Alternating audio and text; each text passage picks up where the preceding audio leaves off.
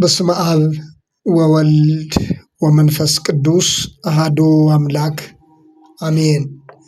የአስተርእዮ አንድ ቲዩብ ቤተሰቦች እንደምን አላችሁ? እንደምን ቆያችሁ? በያላችሁበት ሰላም እግዚአብሔር ይብዛላችሁ። የሰላም አምላክ ባለብዙ ምሕረት የሆነው ልዑል እግዚአብሔር ስለዚች ዕለትና ሰዓት ክብርና ምስጋና ለእርሱ ይሁን።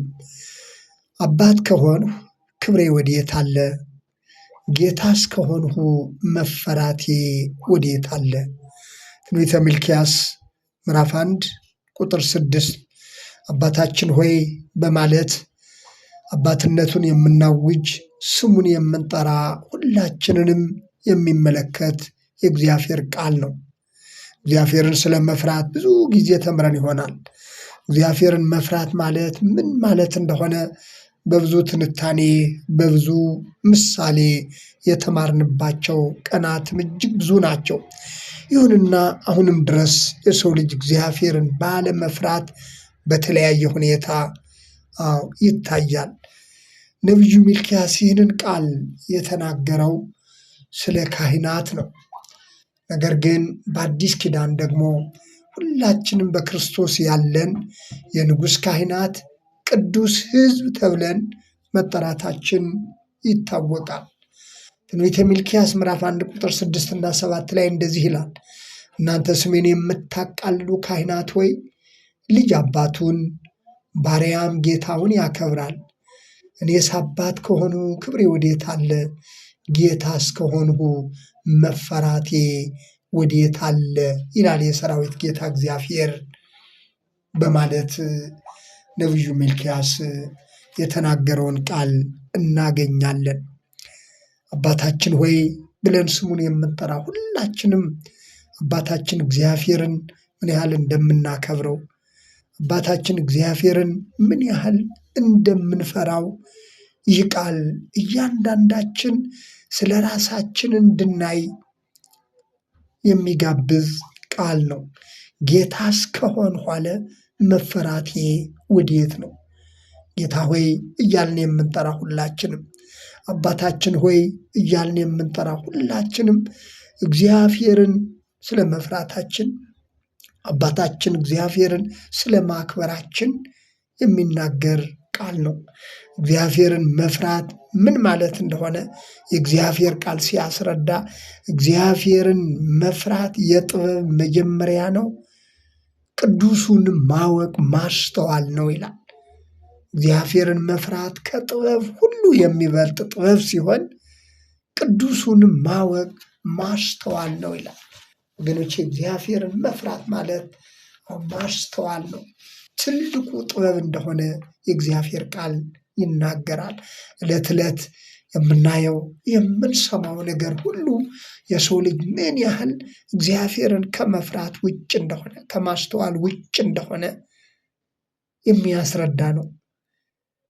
ስለዚህ ይህ ቃል እናንተ ካህናት ተብሎ የተነገረው ቃል በአገልግሎት ላይ በክህነት አገልግሎት የተሰማራን ብንኖር፣ እንደገና ደግሞ በጸጋው የእግዚአብሔር ካህናት ተብለን የተጠራን ክርስቲያኖች ብንሆን ሁላችንም ዕለት ዕለት በሕይወታችን አባታችን ሆይ ስምህ ይቀደስ እያልን የምንጠራ ሁላችንም ምን ያህል እግዚአብሔርን እየፈራን መሆኑን፣ ምን ያህል እግዚአብሔርን እያከበርን መሆኑን የሚያስረዳ ክፍል ነው። አባታችን ሆይ እያልን ስሙን እየጠራን እንደገናም ደግሞ ስለ ስሙ ያለንን ክብር እያወጅን ከክብር እንዳንጎድል፣ እርሱን ባለማክበር ከክብር እንዳንጎድል አባታችን ሆይ እያልን ስሙን እየጠራን ለስሙ ደንታ ቢስ እንዳንሆን ይህ ቃል ሁላችንንም የሚያስጠነቅቅ ክፍል ነው። ለአባታዊ ክብር ምን ያህል ክብር ሰጥተናል። ለአባትነቱ ምን ያህል አባታችን ሆይ ብለን የምንጠራውን እግዚአብሔርን ምን ያህል አክብረነዋል የሚለውን የሰው ልጆች በምድር ላይ በምንኖረው እንደ ክርስቲያን እግዚአብሔርን እንደሚያመልክ ሕዝብ ሕይወታችን፣ ኑሯችን ምን እንደሚመስል የሚያስረዳ ክፍል ነው። ነቢዩ ይህንን ቃል ሲናገር ዛሬ እያንዳንዳችን የት አለን የሚለውን የምንማርበት ነው። ዳዊት በመዝሙሩ ሲናገር እግዚአብሔርን መፍራት የለም፣ አስተዋይ የለም ይላል። መዝሙር 14 ላይ እግዚአብሔርን የሚፈራ የለም አስተዋይም የለም ይላል። እግዚአብሔርን አለመፍራት ማለት አለማስተዋል መሆኑን የሚያስረዳ ክፍል ነው። አብርሃም ጌራራ በተባለው አገር ላይ በእንግድነት በተቀመጠበት ጊዜ የሆነውን ክፋት ሁሉ ተመለከተና በዚህ ስፍራ እግዚአብሔርን መፍራት በእውነት የለም አለ። በዚህ ስፍራ እግዚአብሔርን መፍራት በእውነት የለም። እግዚአብሔርን መፍራት እና አለመፍራት የሚታይ ነው ማለት ነው። ሰዎች በሚኖሩት በአካባቢያቸው ሁሉ እግዚአብሔርን መፍራት መኖር አለመኖሩን ያዩታል ማለት ነው። እኛም እያንዳንዳችን የምናየው ነገር እንደሆነ የሚያስረዳ ነው።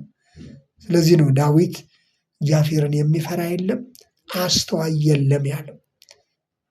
ጠቢቡ ሰሎሞን ደግሞ እግዚአብሔርን መፍራት የጥበብ ሁሉ መጀመሪያ መሆኑን በመግለጽ እንደዚሁም እግዚአብሔርን ፍራ ትእዛዙንም ጠብቅ ካለ በኋላ እግዚአብሔር ስራን ሁሉ የተሰወረውንም ነገር ሁሉ ወደ ፍርድ ያመጣዋል ይላል። እግዚአብሔር የተሰወረውን ነገር ሁሉ ወደ ፍርድ ያመጣዋል። ለካ እግዚአብሔርን አለመፍራት መጨረሻው ወደ ፍርድ የሚያመጣ ነው ወገኖቼ።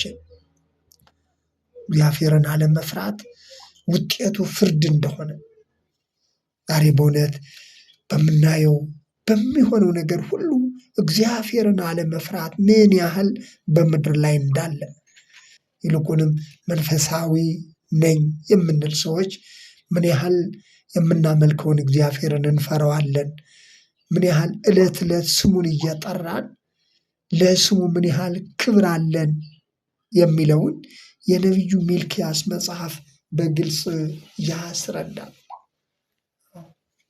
አባት ከሆኑ ክብሬ ወዴት አለ ነው ያለው። አባት ከሆኑ ክብሬ ወዴት አለ? ባሪያ ጌታውን ያከብራል። እኔስ አባት ከሆኑ ክብሬ ወዴት አለ? ጌታስ ከሆኑ መፈራቴ ወዴት አለ?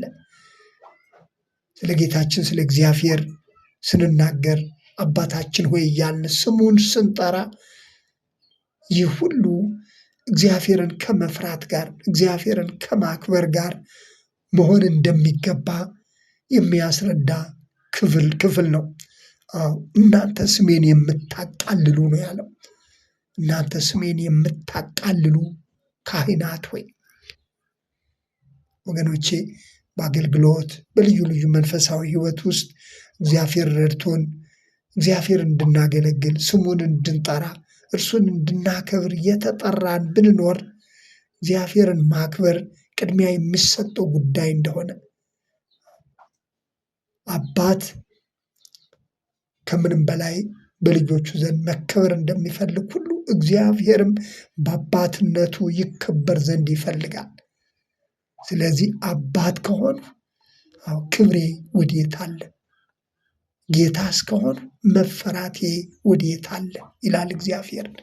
ስለዚህ እግዚአብሔርን ማክበር እንደሚገባን፣ እግዚአብሔርን መፍራት እንደሚገባን ስሙን መጥራታችን አባታችን ሆይ እያልን ዕለት ዕለት ስሙን ስንጠራ እርሱን ከማክበርና እርሱን ከመፍራት ጋር መሆን እንደሚገባው እግዚአብሔርን መፍራት ማለት ደግሞ ጥበብና ማስተዋል እንደሆነ የእግዚአብሔር ቃል ያስረዳል።